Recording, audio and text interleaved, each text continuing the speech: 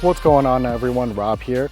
And in my last 6 things to know video about the Audi TT, the later models, a bunch of you were commenting about that window down feature, the one that you can hit the key fob button for a long period of time and this window would go up and down. And if you didn't know, in the US spec, for a reminder, there are a few things that are missing. So simple things like the embossing on the headrest area or on the seat. The steering wheel is missing the S-Line logo, and the button over here is just missing.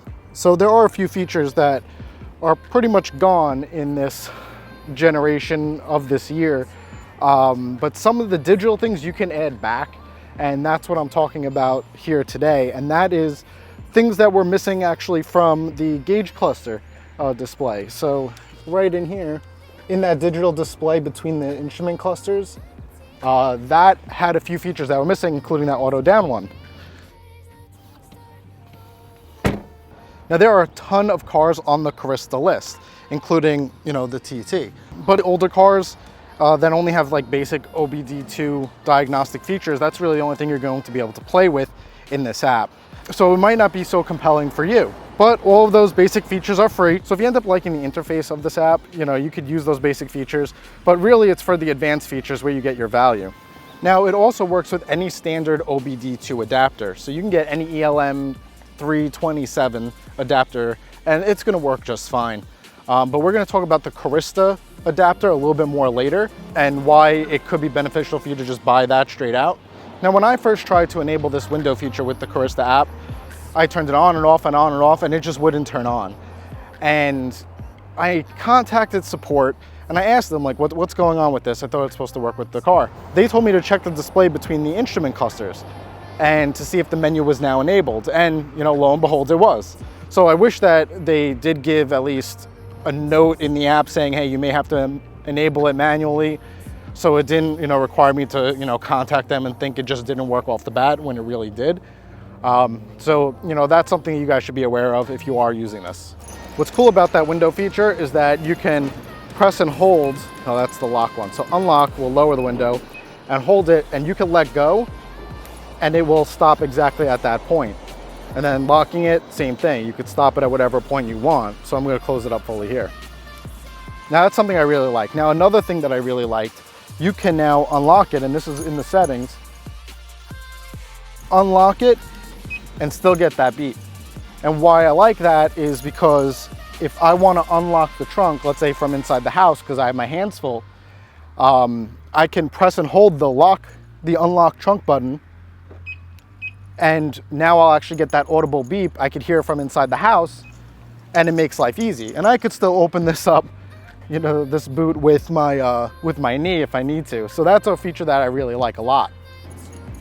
There are a ton of customizations for the car. I mean, it's not like a whole laundry list, but like it fills out your phone. You have to swipe down in order to, see all those customizations. So if there's things you want to tweak, yeah, it's worth, getting this app. But really, I was only focused on those 2 items. The other thing I wanted was the washer nozzles that spray the headlights at random intervals. That's something I really wish I could have gotten rid of, and it's not available through the app. Now, there are other ways that you can get rid of that. You can disable that feature. For now, I'm gonna leave it, and once I get, the software to plug in, I'm gonna end up disabling it. Now, let's talk price, because there is a price. Yeah, the basic features are free, so if that's the only thing you really care about, great, you could use the app. But if you really want those advanced features, you have to pay a subscription. Now, it's only $10 for a week pass to use it. And that's not bad. If you want to tweak your car and you already have an adapter, yeah, go for it. That's only 10 bucks and you get, to make the car a little bit more your own. But if you don't own an adapter, or you think the ELM 327 adapters are just too bulky, then it may be worth buying the Carista adapter. You can use the features on any of these adapters, but the Carista one is it's compact. That's really important. It's really small. You also get a free month subscription to those advanced features. And it's only $20 for the adapter. Now, most OBD2 adapters go between $10 and $15. For a $20 one, that's like getting half off of a week. So that's something, you know, worth considering if you want to get the adapter, if you never had one. I have the Carista adapter. I have the 1 month subscription, and those settings stick. So you don't have to worry about constantly paying them. Just tweak it, see if you like it, spend the time with it, whether it's the week, you know, subscription, or if you got it for free the whole month, and play with it. And then you don't need to use it anymore. You don't have to have it plugged in. All your settings still stick. So tell me, do you have any experiences, you know, with the Carista app? Did you find something that worked well, didn't work well? You know, let me know in the comments below, and don't forget to like and subscribe.